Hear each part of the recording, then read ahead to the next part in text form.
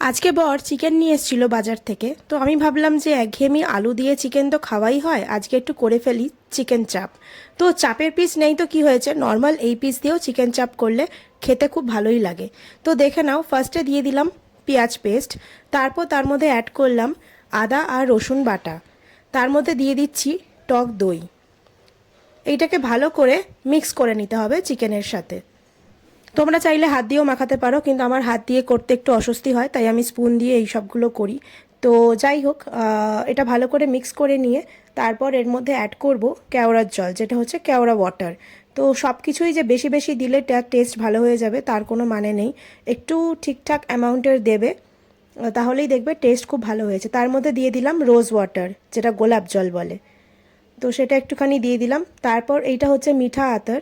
মিঠা আতরটা একটু দেখে দেবে সাবধানে, কেন কি এটা বেশি অ্যামাউন্টের হয়ে গেলে কিন্তু তেতো হয়ে যাবে টেস্ট। তো আমি এখানে 2 ড্রপের মতো দিলাম, আমার এখানে 1.5 কেজি চিকেন আছে, তো 1.5 কেজি চিকেনে 2 থেকে 3 ড্রপ দিলে যথেষ্ট। তারপর এটা ভালো করে মিশিয়ে নেব। মিশিয়ে নিয়ে এর মধ্যে দিয়ে দেবো একটু রং, মানে যেটা ফুড কালার। তো এই ফুড কালারটা আমি এখানে ইউজ করছি, এখানে কোনো আমি হলুদ গুঁড়ো ইউজ করব না রান্নাটায়। তো এই ফুড কালারটাই ইউজ করতে হয় চিকেন চাপে, এখানে কোনো হলুদ গুঁড়ো দেওয়া হবে না। তো এটা ভালো করে মিক্স করে নিচ্ছি। এরপর এতে দিয়ে দেবো সাদা তেল, যেটা হচ্ছে রিফাইন অয়েল। তো এই রিফাইন অয়েলটা এর মধ্যে দিয়ে দিলাম একটু বেশি করে। তারপর এতে অ্যাড করতে হবে নুন। তো এখানে মোটামুটি একটুখানি নুন আমি দিয়ে দিচ্ছি, তারপর রান্নার সময় প্রয়োজন পড়লে তখন দেওয়া যাবে, অ্যাড করা যাবে। তো এখানে আমি একটু নুন দিয়ে এটা ভালো করে মিক্স করে আমি এটা রেখে দেবো 1 থেকে 1.5 ঘন্টার মতো। এটা চাপা দিয়ে আমি 1 থেকে 1.5 ঘন্টার মতো এটা ম্যারিনেট করতে দিলাম। কারুর কাছে যদি সময় না থাকে, তোমরা 1-1.5 ঘন্টা ওয়েট না করতেও পারো, তাতেও এমন কিছু যে টেস্ট হেরফের হবে তা না, তবে একটু চিকেন করার টাইমটা একটু বেশি লাগবে, আর কিছুই না। তো দেখো, কড়াই আমি একটু সাদা তেল নিয়ে নিলাম, কারণ দেখো মাংস করতে গেলে সেটা মাংসর মতো দেখতে হলে ভালো লাগে, সেটা যদি মাছের ঝোলের মতো দেখতে হয় তাহলে মোটেও ভালো লাগবে না খেতে। তো তেলটা একটু দিয়ে নিলাম, তোমাদের ইচ্ছা মতো তোমরা তেল দেবে। তারপর সেই ম্যারিনেট করা চিকেনটা দিয়ে তার মধ্যে দিয়ে দিচ্ছি একটু ধনে গুঁড়ো।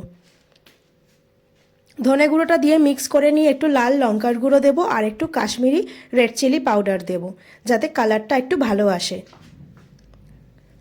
তো এটা দিয়ে ভালো করে মিক্স করে নেবো আমি চিকেনটা। আগে ম্যারিনেশনের সময় অলরেডি নুন একটু আমি অ্যাড করেছিলাম, আবার এখানে দেখো আরেকটু নুন দিয়ে নিলাম, কেন কি জল পড়বে তো তার জন্য নুনটা কম হয়ে যাবে, তাই জন্য আরেকটু নুন অ্যাড করে দিলাম। তার সাথে দিয়ে দিলাম একটু চিনি, কারণ চিনি না হলে টক দই দেওয়া আছে তো সেই ব্যালেন্সটা হবে না টেস্টের, তাই জন্য চিনিটা মাস্ট দিতেই হবে।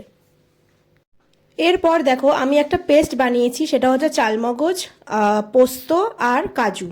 তো এই 3টে জিনিস দিয়ে আমি একটা পেস্ট বানিয়ে নিয়েছিলাম, সেই পেস্টটা তোমাদের দিয়ে দিতে হবে। সেটা দিয়ে ভালো করে চিকেনটা কষাতে হবে।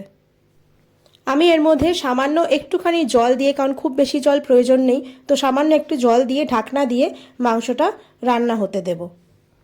মোটামুটি 15 থেকে 20 মিনিট পর আমি ঢাকনাটা খুলে নিলাম, যেহেতু সবই লেগ পিস ছিল তো তাড়াতাড়ি সেদ্ধ হয়ে গেছে।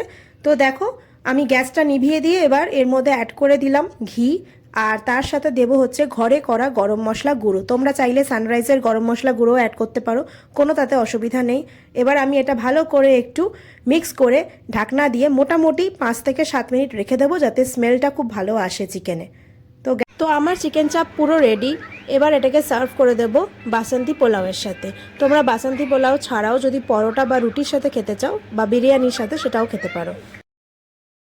তো আমার চিকেন চাপ যেহেতু একদমই রেডি, তার জন্য আমি সার্ভ করে দিলাম চিকেন চাপ, তার সাথে বাসন্তী পোলাও, আর তার সাথে আছে টমেটো আমসত্ত্বর চাটনি। তো এইভাবে তোমরা ইজিলি বানিয়ে ফেলতে পারো বাড়িতে চিকেন চাপ। আজকের মতো এখানেই, সবাই ভালো থেকো, সুস্থ থেকো, টাটা।